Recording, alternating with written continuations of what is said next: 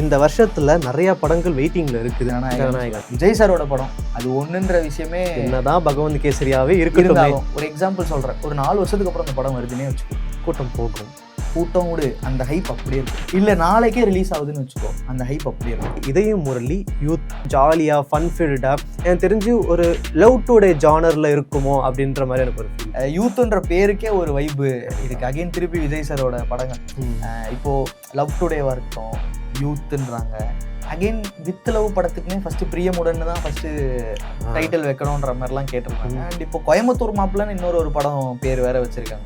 All ஏரியாலே தளபதி தான். அதாவது நீங்க என்னங்க படம் நடிக்க மாட்டேன்ட்டீங்க, உங்க பேரை வச்சே நாங்க வாழுவோங்க அப்படிங்கிற மாதிரி போயிட்டு இருக்கு. கருப்பு வந்து உண்மையிலேயே வந்து ஒரு மோஸ்ட் ஹைப்டு படம் தான் இந்த வருஷம். டெஃபினட்டா கருப்பு வந்து கண்டிப்பா அது கை கொடுக்கும். ஏன்னா அப்படி ஒரு படம் நமக்கு ரொம்ப நாள் ஆச்சு ஒரு பெரிய ஹீரோ கொடுக்கும். So maybe April 14 summer vacation, Jailer 2 அதில் ஹைப் ஒன் இயர்ஸ் பாருங்க, அது பயங்கரமா நிக்கும். FDFS என் கண்ணுக்குள்ளே நிக்குது. அந்த அளவுக்கு அது பேய் ஓட்டம். அது விஜய் சேதுபதி வேற இருக்காருன்ற மாதிரி சொல்றாங்க. ஷாருக் கான் இருக்காங்க. அப்படியா? என்னென்னமோ சொல்றேன். அரசன் கண்டிப்பா இந்த வருஷம் வந்துரும்ல. இந்த வருஷம் வருமானதான் டவுட்ன்றாங்க. கண்டிப்பா இந்த அரசன் படத்துக்கு மூலியமா எஸ்டிஆருக்கு வந்து ஃபேன் பேஸ் இன்னும் பீக் லெவல்ல போவாரு. அவர் டாப்ல வந்துருவார். அவரோட லாயல் ஃபேன்ஸ் ஒரு பெரிய சப்போர்ட். அப்படின்னா எல்லா ஃபேன்ஸுமே எஸ்டிஆரோட ஃபேனா ஏதோ ஒரு காலத்துல இருந்திருக்காரு. பென்ஸ் பட் இருந்தாலும் லோக்கி வந்து ஒரு பயங்கர சாலிடான ஒரு கேரக்டர்ஸ் எல்லாம் கொண்டு வந்துட்டாரு. மார்ஷல் மேல எனக்கு எக்ஸ்பெக்டேஷன் இல்லை. மார்ஷல் வந்து என்ன மாதிரி படமா இருக்கிறதுல இருந்து எக்ஸ்பெக்ட். ஆமா, ஏன்னா அது ஒரு சின்ன ஒரு போட்டோ மட்டும் தான் வந்ததுல கை கட்டி நிக்கிற மாதிரி. அண்ட் டைரக்டர் ஃபேஸ் கூட ரிவீல் பண்ணாங்க. டைரக்டர் தமிழ். என்ன மூவினா துருவ நட்சத்திரம் இந்த வருஷத்துல ரிலீஸ் ஆயிடுன்ற மாதிரி ஜிவிஎம் ஒரு ரீசன்ட் இன்டர்வியூல சொல்லி இருந்தாரு. ஆனா இப்போ துருவ நட்சத்திரம் வந்தாலும் கண்டிப்பா சொல்றேன் சாலிடா ஹிட் அடிக்கும். அருண் மாதேஸ்வரன் லோகேஷ் கனகராஜ் ஒரு காம்பினேஷனே ஒரு மாதிரி இருக்கு. ஏன்னா லோகேஷ் கனகராஜ் கமர்ஷியலி ஒரு ஆக்ஷனை காட்டுற ஒரு டைரக்டரும், இவர் ராவான ஆக்ஷன் காட்டுற ஒரு டைரக்டரும், ரெண்டு பேரும் இந்த மாதிரி சேர்றாங்கன்னு நம்ம வந்து ஆக்சுவலி இந்த லவ் ஸ்டோரின்னு வர சொல்லுவோம். இப்போ அடுத்தடுத்த சீக்வல்ஸா வரப்போற டிமாண்டி காலனி 3, காஞ்சனா 4, சர்தார் 2, 2026 இந்த வருஷத்துல நிறைய படங்கள் வெயிட்டிங்ல இருக்குது. ஆனா எந்தெந்த படங்கள் வந்து நம்மளுக்கு கை கொடுக்கும், தமிழ் சினிமாவை அடுத்த கட்டத்தை நோக்கி கொண்டு போகுன்றது நம்மளுக்கு இப்போ வரைக்கும் தெரியாது. ஏன்னா ஒரு மாசம் தான் ஓடி இருக்கு. இந்த ஒரு மாசத்துலேயே வந்து நிறைய எதிர்பார்க்குற படங்கள்லாம் வந்துச்சு. ஆனா கை கொடுத்துச்சான்னு கேட்டீங்கன்னா சில படங்கள் ஒர்க் அவுட் ஆச்சு, சில படங்கள் ஒர்க் அவுட் ஆகல. எதிர்பார்க்காத படங்கள் நிறைய இருக்கு. ஆமா, கண்டிப்பா ஒர்க் அவுட் ஆச்சு. இன்னைக்கு ரிலீஸ் பண்ணியிருக்காங்க இந்த படம் வித்ல வந்து 25 கோடி கடந்து போயிருக்கு 10 நாள்ல. சூப்பர். ஸோ அதுவுமே ஒரு பெரிய ரிமார்க்கபிள் விக்டரி தான். ஏன்னா ஒரு புது ஹீரோ படம், புது டைரக்டர் படம், ஒரு ஃப்ரெஷ் டீம் உள்ள வராங்க. ஹீரோயின் வந்து ஆல்மோஸ்ட் அவங்களோட ஃபர்ஸ்ட் படம் இது. அந்த மாதிரி ஒரு படம் இங்க 25 கோடி கலெக்ட் ஆகுதுன்றது வந்து ஒரு ஹெல்த்தியான விஷயம். ஸோ வித்லவுக்கு வந்து பெரிய வாழ்த்துக்கள். அகெயின் நமக்கு எதிர்பார்க்குற படங்கள் அப்படின்னும் போது not only the big names படங்கள்னு இல்லாமல் படமாவே நமக்கு ஒரு ஐடியாவா இது எப்படி இருக்கும், இது வந்தா எப்படி இருக்குங்கிற அந்த எக்ஸ்பெக்டேஷன் படங்கள் இருக்கு. அதுல நான் முதல்ல போடுற படமே வந்து என்ன தெரியுமா, ஜனநாயகன் தான். ஏன்னா வந்து நமக்கு ஆல்மோஸ்ட் இந்நேரத்துக்குலாம் ஜனநாயகனோட சக்சஸ் மீட்டை கொண்டாடிச்சு அப்படி இருந்திருக்க வேண்டிய டைம். பட் படம் வரல. ஸோ நமக்கு வந்து அந்த ஃபர்ஸ்ட் நம்ம பேசுற அந்த எக்ஸ்பெக்டட் படமே வந்து ஜனநாயகன். ஏன்னா அதுக்கு சொல்றதுக்கு நிறைய இருக்கு. விஜய் சாரோட படம் அது ஒண்ணுன்ற விஷயமே என்னதான் பகவந்த் கேசரியாவே இருந்தாலும் நமக்கு வந்து விஜய் சாரோட படம் கடைசி படம். ஆப்வியஸா அதுக்கான ஒரு எக்ஸ்பெக்டேஷன் ஹைப்பு இன்னைக்கு இல்லை, இன்னும் நீங்க இப்போ ஒரு நடக்கக்கூடாது. ஒரு எக்ஸாம்பிள் சொல்றேன், ஒரு 4 வருஷத்துக்கு அப்புறம் அந்த படம் வருதுன்னே வச்சுக்கோ, கூட்டம் விடு, அந்த ஹைப் அப்படியே இருக்கும். இல்ல நாளைக்கே ரிலீஸ் ஆகுதுன்னு வச்சுக்கோ, அந்த ஹைப் அப்படியே இருக்கும். ஸோ ஜனநாயகன் இந்த வருஷத்தோட மோஸ்ட் எக்ஸ்பெக்டட் படங்கள்ல ஒன்று. அடுத்தபடியா வந்து கேட்டுக்கிட்டே இருக்கப்போ வலிமை டைம்ல ஒன்று கேட்டுக்கிட்டு இருக்காங்க தெரியுமா, வலிமை அப்டேட்னு. அந்த மாதிரி சூர்யா ஃபேன்ஸ் ரெடி ஆயிட்டாங்க. கருப்பு அப்டேட் அப்படின்னு சொல்லி ஒன்று கேட்டுட்டு இருக்காங்க. கருப்பு வந்து உண்மையிலே வந்து ஒரு மோஸ்ட் ஹைப்டு படம் தான் இந்த வருஷத்துக்கு. Mass commercial masala family entertainment. ரொம்ப நாள் ஆச்சு அப்படி ஒரு படம் பார்த்தியா, ஒரு கம்ப்ளீட் கமர்ஷியல். ஏதாவது ட்ரை பண்ணிருக்காங்களான்னு தெரியல இப்போ வரைக்கும். பட் படமா ஒரு மாஸ் கமர்ஷியல் படமா தான். சூர்யாவுக்கு ஒரு தியேட்ரிக்கல் ஹிட் கண்டிப்பா வேணும். அரௌண்ட் ஒரு நல்ல படங்கள் இருக்கு அப்படி நம்ம சொல்ல முடியாது. நல்ல படங்களா இருக்கு. சுரரை போற்று இருக்கு, ஜெய்பீம் இருக்கு. ஆனா தியேட்ரிக்கல் ஹிட் அப்படிங்கிறது வந்து இன்னுமே ஒரு டியூவா தான் இருக்கு. அது வந்து நான் உண்மையா சொல்றேன், டெஃபினட்டா கருப்பு வந்து கண்டிப்பா அது கை கொடுக்கும். ஏன்னா அப்படி ஒரு படம் நமக்கு ரொம்ப நாள் ஆச்சு ஒரு பெரிய ஹீரோ கொடுத்து. கண்டிப்பா அது வந்து கண்டிப்பாக கருப்பு வந்து கொடுக்கும். அண்ட் ஆர்ஜே பாலாஜி ரீசெண்டாக ஏதோ ஒரு காலேஜ் ஈவெண்ட்டில் போய் பேசியிருக்காரு. அதுலேயுமே சொன்னது வந்து எலெக்ஷன் முடிஞ்ச உடனே வந்து படம் வந்துடும் அப்படின்னு. So maybe April 14 summer vacation, summer time, அந்த ஏப்ரல் May 1 அதானே பெரிய பெரிய டேஸாக இருக்கும். ஸோ அதில் வந்து கண்டிப்பாக கருப்பு வர வாய்ப்பு இருக்குன்னு தான் நம்புகிறோம். நான் இந்த வருஷத்தில் ஒரு கல்ட் கிளாசிக்காக பராசக்தி அமையும்னு நினச்சேன். ஆனால் வந்து அது அமையாமல் போயிடுச்சோன்ற மாதிரி என்னோட பார்வையில் இருக்குது. ஆமாம், கண்டிப்பாக கல்ட் கிளாசிக்கான்றதை தாண்டி நமக்கு அந்த பிகினிங் ஆஃப் த இயரில் வந்து 2 முக்கியமான படங்கள்னு ஒன்று நம்ம பிளான் பண்ணி வச்சுட்டோம். இப்போ அந்த 2 படங்களுக்கு அடுத்து பார்த்தீங்கன்னா ஒரு 3-4 மாசத்துக்கு படங்களே இல்லை, பெரிய படங்களா. அப்போ அந்த ஹைப் ஒன்று இருந்துச்சுல்ல. பொங்கலுக்கு கிட்டத்தட்ட 9 நாள் ரிலீஸ் அப்படின்றது தோ சோலோவா அமைஞ்சிருந்தாலும் நிறைய சின்ன சின்ன ஃபேக்டர்ஸ் வந்து நம்ம எதிர்பார்த்த அந்த அந்த ரன்னை வந்து அந்த படத்துக்கு கொடுக்காம தான் போச்சு. அகைன் படமா ஓவராலா இப்போ நமக்கு ஓடிடியில் வந்ததுக்கு அப்புறம் நல்லா இருக்கு, இது இந்த விஷயங்கள்லாம் இருக்கு அப்படின்ற ஒரு அந்த ஃபேக்டர் இருந்தாலும் அந்த சமயத்துல வந்து சில முன்னுக்கு பின்னான சில விஷயங்கள் மிக்ஸ்டா இருந்தது வந்து கொஞ்சம் அஃபெக்ட் ஆச்சு. பட் ஸ்டில் அது கலெக்ஷனா அடுத்தடுத்த கட்டத்துக்கு வந்து அது நகர்ந்து போயிருச்சுன்னு சொல்லுவோம். நான் வந்து அடுத்து ரொம்ப எக்ஸ்பெக்ட் பண்ற ஒரு பயங்கரமான படம் வந்து ஜெயிலர் 2. ஓகே, ஜெயிலர் 2 வந்து ஏன் நான் எக்ஸ்பெக்ட் பண்றேன் அப்படின்னா, ஜெயிலர் 1ஓட ஹைப் அப்படின்லாம் நான் சொல்லலை. நெல்சன் அண்ட் ரஜினி சார் திருப்பி ஒரு படம் பண்றாங்க. நமக்கு வந்து ஜெயிலர் ஆக்சுவலாக ஒரு சின்ன பயம் இருந்துச்சு எல்லாருக்குமே. ஏன்னா ரஜினி சாருக்குமே வந்து ஒரு ஒரு பயங்கர ப்ராப்பரான ஒரு தியேட்டரிக்கல் ஹிட்னு வந்து அந்த காலகட்டத்தில் கொஞ்சம் இல்லாமல் இருந்தது, சாட்டிஸ்ஃபைங்காக இல்லாமல் இருந்துச்சு. அகெயின் பீஸ்ட் படம் வந்து சரியா போகலன்றது வந்து எல்லாருக்குமே தெரியும். அந்த டைரக்டரோட அடுத்த ரஜினி சார் ஒரு படம் அப்படின்னும் போது ஐயோ எப்படி இருக்க போகுதுன்னு ஒரு பயம் இருந்தது. பிளஸ் நல்லா இருந்துடணுன்ற பயத்துல தான் சொல்றேன். அதுவும் இல்லாம நோட்டீஸ் பண்ணியான்னு தெரியல, நம்ம ஜெயிலரோட டீசர் இந்த ஃபர்ஸ்ட் கிளிம்ஸ்லாம் பார்க்கும்போது என்னடா இது ரொம்ப நார்மலா, ரொம்ப சட்டலா வச்சிருந்தாங்க. ரொம்ப சட்டலா இருக்கு. ட்ரைலர் வர வரைக்குமே ரொம்ப ரொம்ப நார்மலா வச்சிருந்தாங்க அந்த படத்தோட ஹைப்பை.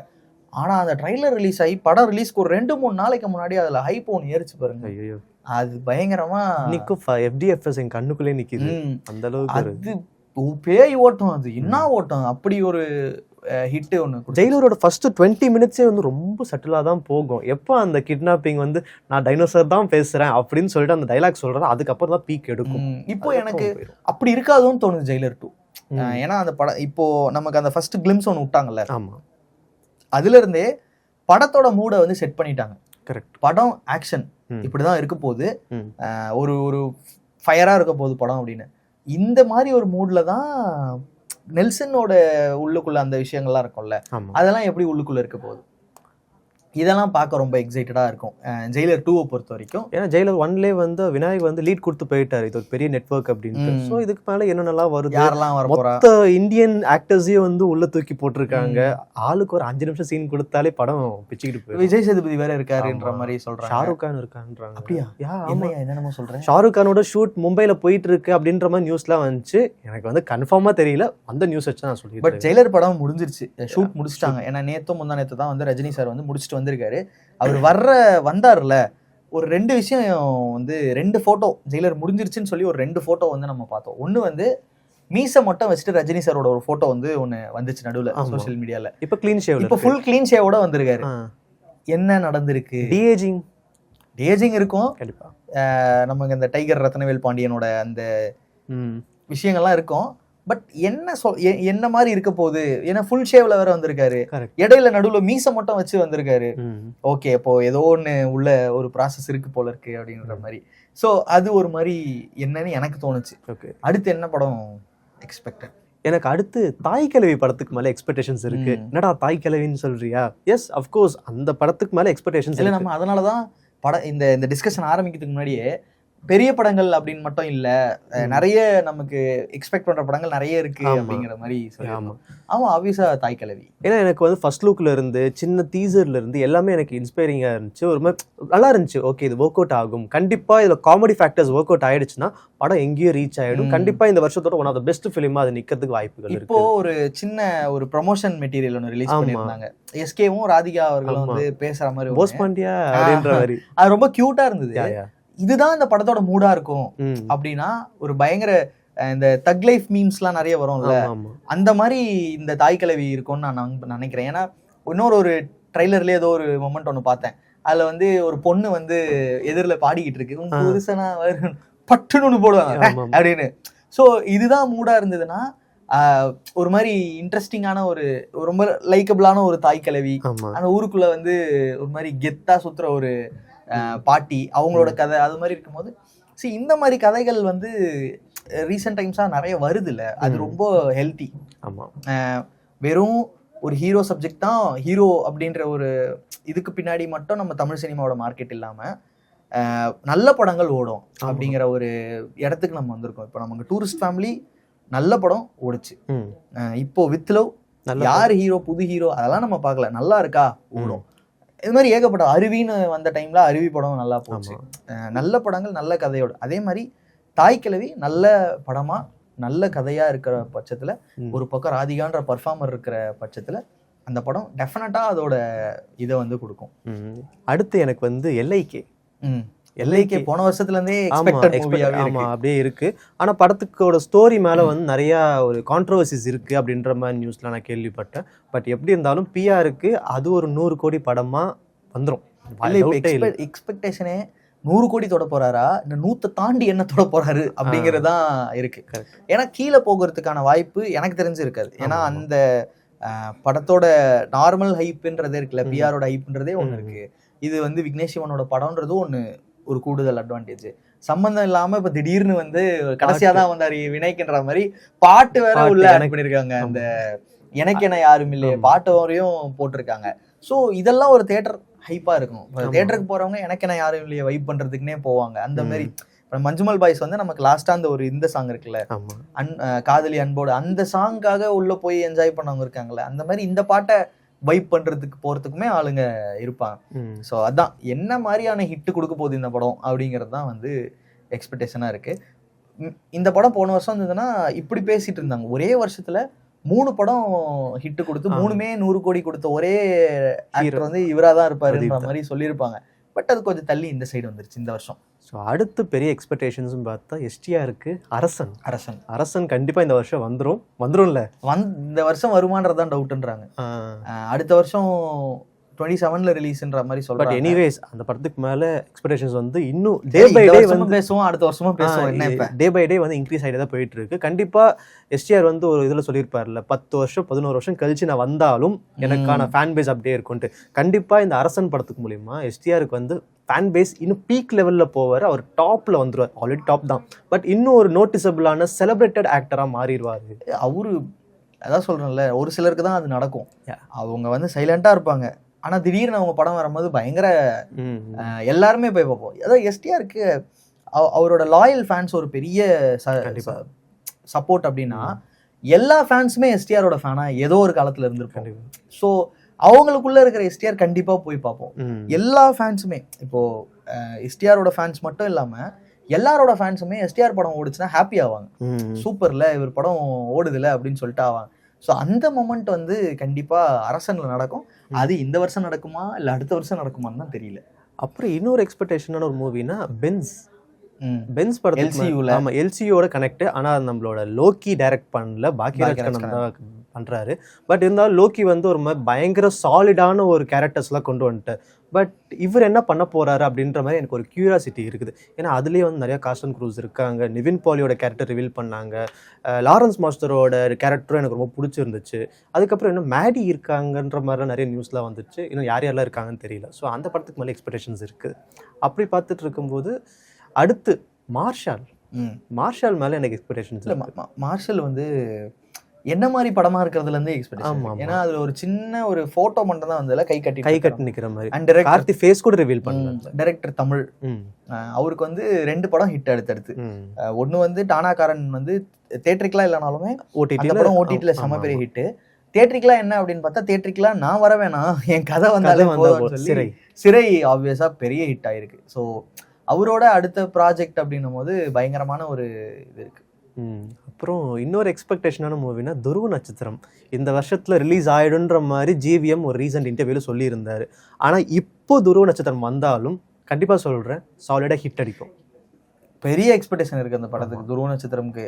அந்த அந்த பேர் கேட்கும் போதெல்லாமே வந்து அந்த ஃபர்ஸ்ட் ஒரு இது விட்டுறதாங்க தெரியுமா, ஜான் ஜான் ஜான், அந்த அர்ஜுன் தாஸோட வாய்ஸ், அந்த பிஜிஎம் அது எல்லாமே பயங்கரமா இருக்க. ட்ரைலர் 2 ட்ரைலர் வந்துருச்சு, ரெண்டுமே சூப்பரா இருந்துச்சு. படம் எப்போ வரும்ன்றது மட்டும்தான் இப்போ எங்களுக்கு நம்ம எடுத்து ஜிவிஎம் கிட்ட கோரிக்கையே வந்து என்னன்னா, எங்களுக்கு இதுக்கப்புறம் பாட்டு ட்ரைலரு எதுவுமே கிளிம்ஸ் எதுவும் வேணாம், ரிலீஸ் டேட்டை மட்டும் போடுங்க, நாங்க வந்துடுறோம் அவ்வளவுதான் அப்படிங்கிற மாதிரி தான் நம்ம சொல்லணும். லோகேஷ் கனகராஜ் பத்தி பேசிட்டே இருக்கும் போது இன்னொரு படமும் லோகேஷ் வந்து பண்றாருல்ல, அவர் ஹீரோவா பண்றது கிளிம்ஸ்மே ஒரு மாதிரி டிஃப்ரெண்டா இருந்து கண்டிப்பா ஏ ரேட்டட் மூவி தான். அப்படியா?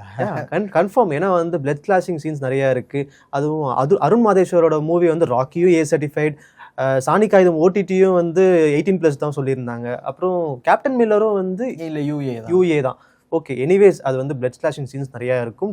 டீசர்லேயே நம்மளுக்கு தெரிஞ்சு போச்சு. பட் லோக்கி வந்து ஆஸ் ஆக்டரா என்ன மாதிரி பண்ணியிருப்பாரு அப்படின்ற எனக்கு ஒரு கியூரியாசிட்டி இருக்கு. ஏன்னா வந்து அவரோட மூவிஸ்ல அவ்வளோ ஆக்டர்ஸை வந்து வேலை வாங்கியிருக்காரு, சாலிடான பெர்ஃபார்மன்ஸ் கொடுக்க வச்சிருக்காரு. ஸோ ஆஸ் அ டைரக்டர் இவருக்குள்ள இருக்க ஆக்டர் என்ன பண்ண போறாரு, எனக்கு அந்த ஒரு கியூரியஸ்னஸ் இருக்கு. அந்த அருண் மாதேஸ்வரன் லோகேஷ் கனகராஜோட காம்பினேஷனே ஒரு மாதிரி இருக்கு. ஏன்னா லோகேஷ் கனகராஜ் கமர்ஷியலி ஒரு ஆக்ஷனை காட்டுற ஒரு டைரக்டரும், இவர் ராவான ஆக்ஷனை காட்டுற ஒரு டைரக்டரும், 2 பேரும் இந்த மாதிரி சேர்றாங்கன்னும் போது ஆக்சுவலா இது லவ் ஸ்டோரின்னு வர சொல்றாங்க. ஒரு லவ் ஸ்டோரி மாதிரி இருக்கிற ஒரு படத்துல சேர்றாங்கன்னும் போது என்ன அவுட்கம் வரப்போகுது அப்படிங்கிறதுல ஒரு பயங்கர எதிர்ப்பு. இது வந்து ராவா இருக்குமா, கமர்ஷியலா இருக்குமா, என்ன மாதிரியான இருக்கும், இதுல யாராவது கேமியோ ஏதாவது பண்றாங்களா, இந்த மாதிரிலாம் ஒரு தாட். அப்கமிங் ஃபீல் குட் ட்ராமாவா வரப்போற இதயம் முரளி, யூத், இந்த 2 படத்துக்கு மேலேயும் ஒரு சின்ன ஒரு எக்ஸ்பெக்டேஷன்ஸ் இருக்கு எனக்கு. ஏன்னா வந்து கண்டிப்பாக ஒரு யங்ஸ்டர்ஸ் மத்தியில் வரவேற்பு கிடைக்கிற ஒரு படங்கள் தான். அதர்வாக்கு இதே முரளி வந்து கை கொடுக்குன்ற மாதிரி தோணுது. யூத் கென் கருணாசன் டீம் ஒரு மாதிரி ஜாலியாக ஃபன்ஃபில்டாக, எனக்கு தெரிஞ்சு ஒரு லவ் டுடே ஜானரில் இருக்குமோ அப்படின்ற மாதிரி எனக்கு ஒரு ஃபீல் கொடுக்கும். 3 ஹீரோயின் வேற, 3 ஹீரோயின்ஸ் இருக்கு, பாட்டு வேற ஒரே பாடி ஹிட் ஆயிருச்சு. யூத்ன்ற பேருக்கே ஒரு வைப்பு இருக்கு. அகைன் திருப்பி விஜய் சாரோட படங்கள் இப்போ லவ் டுடேவா இருக்கட்டும், யூத்ன்றாங்க. அகைன் வித் லவ் படத்துக்குமே ஃபர்ஸ்ட் பிரியமுடன் தான் ஃபர்ஸ்ட் டைட்டில் வைக்கணும்ன்ற மாதிரிலாம் கேட்டிருந்தாங்க. அண்ட் இப்போ கோயம்புத்தூர் மாப்பிள்ளன்னு இன்னொரு படம் பேர் வேற வச்சிருக்காங்க. ஆல் ஏரியாலே தளபதி தான். அதாவது நீங்க என்னங்க படம் நடிக்க மாட்டேன்ட்டீங்க, உங்க பேரை வச்சே நாங்க வாழ்வோங்க அப்படிங்கிற மாதிரி போயிட்டு இருக்கு. யூத்துமே பயங்கர ஒரு படம் அனௌன்ஸ்மெண்ட்லாம் போட்டாங்க, படம் ரிலீஸ் டேட்லாம். ஸோ கண்டிப்பா ஒரு பெரிய ஒரு வைபை கொடுக்கும் அந்த படம் நான் நம்புறேன். ஏன்னா இப்போ தமிழ் சினிமால யங்கான ஹீரோஸ் வேணும். அபிஷன் வராங்க, அடுத்து கென் வராரு. இந்த மாதிரி அந்த ஸ்டைல் ஆஃப் ஒரு யங் ஹீரோஸ்ன்றது நம்ம தமிழ் சினிமால ரொம்ப ரொம்ப கம்மியா தான் இருந்திருக்கும். இந்த சின்ன வயசு ஹீரோ அப்படிங்கிற பிலோ 28, 27 அப்படி ஒரு காலகட்டத்துல வந்து நமக்கு யங் ஹீரோஸ் அப்படின்னாலே நமக்கு ஆர்யா, ஜீவா, விஷால் இவங்கெல்லாம் வந்துட்டு இருந்தாங்க. இந்த கேட்டகரிக்கு அடுத்து வந்து விஜய் சேதுபதி, எஸ்கே, அசோக் செல்வன், ஹரிஷ் கல்யாண் இவங்கெல்லாம் அப்படியே ஒரு கேட்டகரி அடுத்து வந்தாங்க. இப்போ அவங்க எல்லாமே கொஞ்சம் அடுத்த ஸ்டேட்டுக்கு போகும்போது இப்போ யங் ஹீரோ யார் இருக்கா, ஒரு அண்டர் 27 கீழே யார் இருக்கான்னும் போது இவங்க எல்லாருமே கண்டிப்பா வர்றது வந்து ஓகே, ஹெல்த்தியான ஒரு விஷயம் தான். அவங்க ஒரு யங் பிளட் எடுத்துட்டு வருவாங்க. நிறைய யங் டைரக்டர்ஸ் வந்துட்டாங்க. இந்த ஜெனரேஷனோட பல்ஸ் அவங்களால ஈஸியா புரிஞ்சுக்க முடியுது. யங் டைரக்டர்ஸ் வராங்க, யங் ஹீரோஸும் அப்படியே. இப்போ நமக்கு மலையாளம்ல வந்து நிறைய அந்த மாதிரி வர ஆரம்பிச்சிட்டாங்க.